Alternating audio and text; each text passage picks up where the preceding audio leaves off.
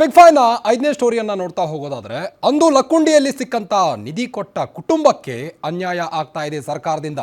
ನಿಧಿ ಕೊಟ್ಟು ಪ್ರಾಮಾಣಿಕತೆಯನ್ನ ಮೆರೆದಿದ್ದಂತ ಪ್ರಜ್ವಲ್ ರಿತ್ತಿ ಕುಟುಂಬಕ್ಕೆ ಮೋಸ ಆಗಿದೆ ಅನ್ನೋ ಪ್ರಶ್ನೆ ಮೂಡ್ತಾ ಇದೆ.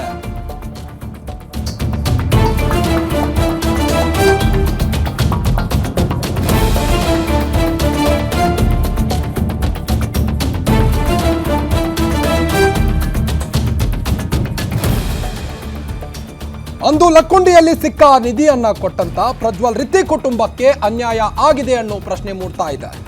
ನಿಧಿ ಕೊಟ್ಟು ಪ್ರಾಮಾಣಿಕತೆಯನ್ನ ಮೆರೆದಿದ್ರು, ಆದ್ರೆ ಬಹುಮಾನವನ್ನ ಘೋಷಣೆ ಮಾಡಿ ಇದುವರೆಗೂ ಅವರ ಅಕೌಂಟ್ಗೆ ಹಣ ಬಂದಿಲ್ಲ. 10 ದಿನ ಕಳೆದರೂ ಸರ್ಕಾರದಿಂದ ಕುಟುಂಬಕ್ಕೆ ಜಮೆ ಆಗದ ಹಣ. ಆದ್ರೆ ಇದುವರೆಗೂ ಪ್ರಜ್ವಲ್ ರಿತ್ತಿ ಕುಟುಂಬಕ್ಕೆ ತಲುಪದ ಬಹುಮಾನ. ಅಂದು ಬಹುಮಾನ ಘೋಷಣೆ ಮಾಡಿ ಸರ್ಕಾರ ಏನೋ ಬಿಲ್ಡಪ್ ತೆಗೆದುಕೊಳ್ತು, ಆದರೆ ಇದುವರೆಗೂ ಸಹಿತ ಅವರ ಅಕೌಂಟ್ಗೆ ಹಣ ಬಂದಿಲ್ಲ.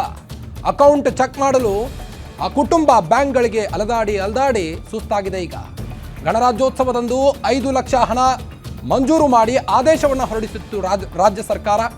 ಇನ್ನು ಸ್ವತಃ ಗೃಹ ಸಚಿವ ಪರಮೇಶ್ವರ್ ಅವರೇ ಅವ್ರ ಮನೆಗೆ ಹೋಗಿ ಮಾತನಾಡಿ ಬಂದಿದ್ರು, ಬಹುಮಾನ ಕೂಡ ಘೋಷಣೆ ಮಾಡಿ ಬಂದಿದ್ರು ರಾಜ್ಯ ಸರ್ಕಾರದಿಂದ. ಆದರೆ ಈಗ ಅವರ ಅಕೌಂಟ್ಗೆ ಹಣ ಬಂದಿಲ್ಲ. ಹೀಗಾಗಿ ಬ್ಯಾಂಕ್ಗೆ ಅಲದಾಡಿ ಈಗ ಸುಸ್ತಾಗಿದೆ ಆ ಕುಟುಂಬ.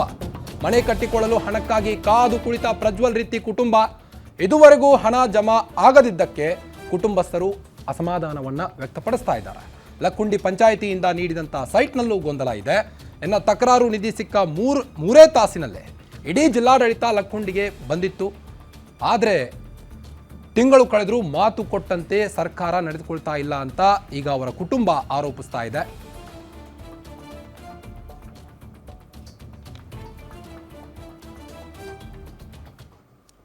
ಬನ್ನಿ ಬಗ್ಗೆನಷ್ಟು ಹೆಚ್ಚಿನ ಅಪ್ಡೇಟ್ಸ್ ಕೊಡ್ತಾ ಹೋಗ್ತಾರೆ ಹುಬ್ಬಳ್ಳಿ ರಿಪೋರ್ಟರ್ ಮಲ್ಲಿಕ್ ಲೈವ್ನಲ್ಲಿ ಜಾಯ್ನ್ ಆಗಿದ್ದಾರೆ. ಮಲ್ಲಿಕ್, ಸರ್ಕಾರದ ಈ ಒಂದು ಬಹುಮಾನ ಘೋಷಣೆ ಕೇವಲ ಬಿಲ್ಡಪ್ಪಿಗೆ ಮಾತ್ರನಾ, ಹೇಗೆ ಅಂತ? ಪ್ರಜ್ವಲ್ ರಿತ್ತಿ ಕುಟುಂಬಕ್ಕೆ ಈಗ ಅನ್ಯಾಯ ಆಗಿದೆ, ಮುಂದಿನ ಕ್ರಮ ಏನು ಅಂತ?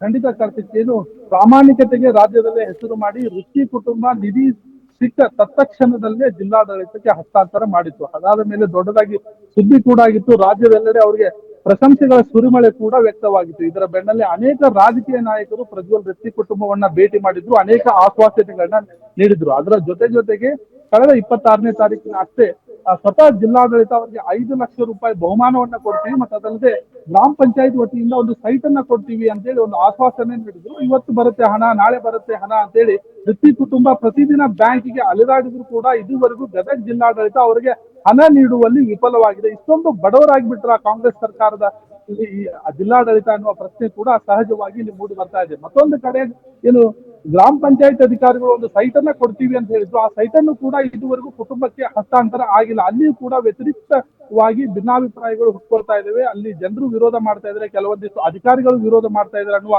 ಗುಸುಗುಸು ಕೂಡ ಕೇಳಿ ಬರ್ತಾ ಇರುವಂತದ್ದು.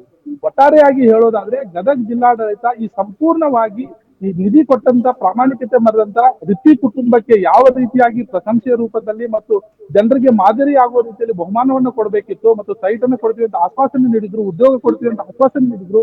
ಈ ಎಲ್ಲಾ ಮಾತುಗಳನ್ನ ಉಳಿಸಿಕೊಳ್ಳುವಲ್ಲಿ ವಿಫಲವಾಗಿದ್ದಾರೆ. ಸ್ವತಃ ಜಿಲ್ಲೆಯ ಉಸ್ತುವಾರಿ ಸಚಿವರಾಗಿರ್ತಕ್ಕಂಥ ಎಚ್.ಕೆ. ಪಾಟೀಲ್ ಅವರೇ ನಿರ್ದೇಶನ ನೀಡಿದ್ರು. ಇಷ್ಟೊಂದು ಹಿನ್ನಡೆ ಆಗ್ತಾ ಇರೋದು ಯಾಕೆ? ಯಾವಾಗ ಇವರಿಗೆ ಸೂಕ್ತ ಪರಿಹಾರ ಕೊಡ್ತಾರೆ? ಏನು ಕೊಡೋದೇ ಇಲ್ವಾ? ಈ ಬಡ ಕುಟುಂಬವನ್ನ ಯಾಕೆ ಅಲೆದಾಡಿಸ್ತಾ ಇದ್ರು ಅನ್ನೋ ಪ್ರಶ್ನೆ ಸಹಜವಾಗಿ ಕಾಡುತ್ತೆ. ಆದ್ರೆ ಅಧಿಕಾರಿಗಳು ದಿನೇ ಸಬೂಬನ್ನ ಹೇಳ್ತಾ ಇದ್ದಾರೆ, ನಾಳೆ ಆಗ್ಬೋದು, ನಾಡದಾಗ್ಬೋದು ಅನ್ನುವ ಮಾತನ್ನ ಕುಟುಂಬಕ್ಕೆ ತಿಳಿಸ್ತಾ ಇದ್ದಾರೆ. ಇದರಿಂದ ರಿತ್ತಿ ಕುಟುಂಬದ ತಾಯಿ ಮಗ ಏನಿದ್ದಾರೆ ಇವರು ಕೂಡ ಸ್ವಲ್ಪ ನೊಂದ್ಕೊಂಡಿದ್ದಾರೆ ಅಂತ ಹೇಳ್ತಿದ್ದಾರೆ. ಕಾರ್ತಿಕ್, ಓಕೆ, ಥ್ಯಾಂಕ್ ಯು ತಮ್ಮೆಲ್ಲ ಮಾಹಿತಿಗಾಗಿ ಮಲ್ಲಿಕ್.